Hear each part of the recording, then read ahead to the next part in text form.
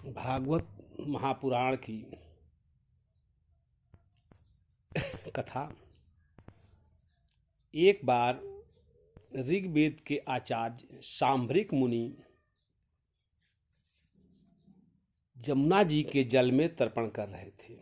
तर्पण के उपरांत उन्होंने देखे उनके कि एक जो है मत्स्य जो है अपने सहस्त्र मत्स्यों के साथ क्रीड़ा कर रहा है।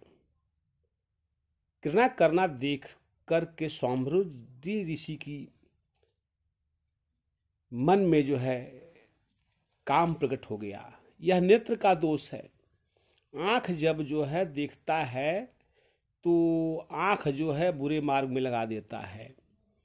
आंख हमेशा बुरा काम करने पर ही इसका निगाह जाती है।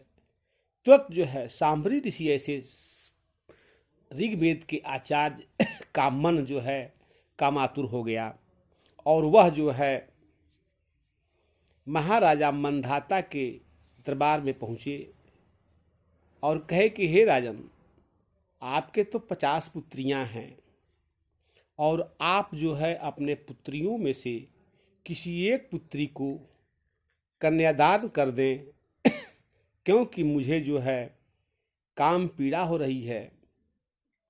महाराजा मंधाता बड़ा प्रसन्न हुए। कहे महाराज, आपको कौन अपनी पुत्री को दान नहीं कर सकता है। आप तो सर्वत्र के ज्ञाता हैं। इसलिए लेकिन हे राजा, मैं कौशिक वंश का हूं तो मेरे वंश में का यह परंपरा है कि कन्याएं अपने पति का जो है वर्ण करती है। तो हे मुनि, अगर आपको हमारी कन्या अगर आपको वर्ण कर लेती है तो मैं आपको कन्यादान कर दूंगा। सांभरिक ऋषि विचार किए कि मैं तो वृद्ध हो चुका हूं, मेरे शरीर में केवल हाड़ ही मात्र दिखाई पड़ रहा है, आंख धसे हुए हैं, मैं वृद्ध चौथापन मेरा बीत रहा है। इस परिवेश में मैं अगर विवाह के लिए जाता हूं तो कौन कन्या मुझे वरण करेगी। इस विचार पर सांभरिक ऋषि मन में विचार करके और सुंदर स्वरूप धारण किए और सुंदर स्वरूप धारण करके जब महाराजा मंधाता के दरबार में जाते हैं तो 50 कन्या ने अपने अपने लिए सांभरिक ऋषि को वरण किया। कोई कहती है कि देखिए, इस सांभरिक मुनि का नेत्र मेरे नेत्र के जैसा मिलता है इसलिए मेरे लायक है। कोई कहती है नहीं, इनका मुख मेरे मुख से मिलता है इसलिए ये मेरे लिए हैं। कोई कहती है कि इनका नाक जो है नासिका मेरे नासिका से मिलता है तो ये मेरे लायक हैं। कोई कहती है कि यह इनका हाथ मेरे हाथ के जैसा है, यह मेरे लायक हैं।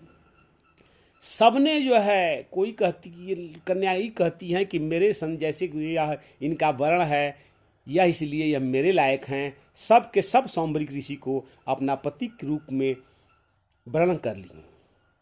इस बात को सुन के महाराजा मंधाता मन में विचार किए और कहे कि हे महर्षि, आपको तो मेरे 50 कन्या ने वर्ण कर लिया, इसलिए मैं चाहता हूं कि आपको अपने 50 कन्या का आपको कन्यादान कर दूं।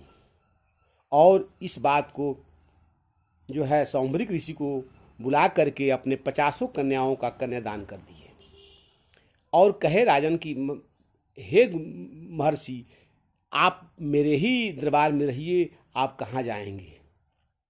राजा मंधाता को ये लगा कि यह ऋषि हैं, इनके पास तो घर तो है नहीं, कहाँ जाएंगे। कुछ दिन बीता तो सभी कन्याओं ने कहा कि हे राजन, हे आर्यपुत्र, अब हम लोग कब तक अपने पिता के घर रहेंगे, इसलिए हम लोगों का अपना कुछ घर होना चाहिए। इस बात का विचार करके सांभरिक ऋषि जो है विदाई लेकर के और अपने 50 जो है पत्नियों के साथ विदा लेकर के और चल दिए।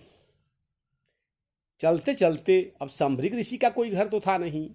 चलते चलते अभी जब थक गए, रथ जब घोड़ा जो है शाम को रुका तो सब कन्याओं ने कहा कि महाराज, अभी तो हम 12 घर कितना दूर है। सांभरिक जी कहते हैं कि नहीं, बस यही बगल में मेरा घर है, अब बहुत जाने की क्या जरूरत है।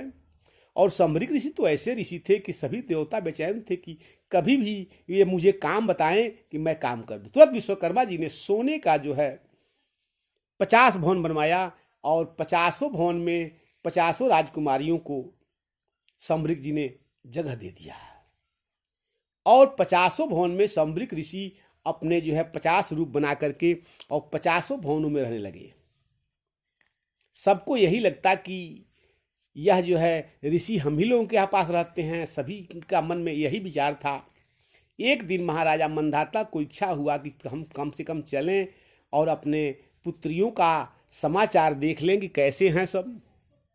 संभृक ऋषि जब आते हैं तो रास्ते में एक सोने के जैसे महल दिखाई पड़ता है जो संभृक ऋषि का भवन है। राजा अपने मंत्री से सारथी से कहते हैं कि सारथी देखो, यह रथ जो है भवन जो है दिखाई पड़ रहा है, यह सोने के जैसा लगता है। मंत्री कहता है कि महाराज सोने जैसा नहीं है, यह सोने का भवन है और यही आपके जमाता संभृक जी का भवन है। वहां पहुंचे राजा मंधाता बड़ा प्रसन्न हुए। अपनी पहली पुत्री के घर में और जो है भवन में जब जाते हैं तो पहली पुत्री जो है बड़ा आदर करती है पिता का और अंतोगत्वा कहती है, हे पिताश्री, या जो है ऋषि जो है मेरे ही कमरे में रहते हैं, मुझे इस बात की बड़ी दुख है कि ये कभी जो है अन्य बहनों के पास नहीं जाते हैं, इस बात की दुख है। यह निरंतर मेरे ही साथ रहते हैं। एक एक करके सारे पुत्रियों के घर में जाते हैं, सभी पुत्रियां यही शब्द कहती हैं कि यह जो है केवल मेरे ही साथ रहते हैं। इस बात को जो है राजा मंधाता को बड़ा प्रसन्न हुए और कहते हैं कि हे महर्षि, मैं बड़ा प्रसन्न हूँ आपको जमाता बना करके। इस बात को की कथा जब सुखदेव जी परीक्षित जी को सुनाते हैं तो कहते हैं कि हे परीक्षित, जब राजा मंधाता के 50 पुत्रियों को पा करके सोने का भवन बनवा करके और सांभरिक ऋषि भी इस शरीर को छोड़ के चले गए, तो हे राजन, अब चिंता की क्या बात है? जो आपने यह शरीर पाया है, यह शरीर तो छोड़कर जाना ही है, फिर इस शरीर से मोह क्यों? तो हे राजन, अब आप चिंता मत करें, यह शरीर सबको छोड़ने कर जाना है, इसलिए आप इसे चिंता मत करें। निश्चिंत जो है चिंता मुक्त हो जाए, यह शरीर किसी का नहीं है। जय श्री कृष्णा।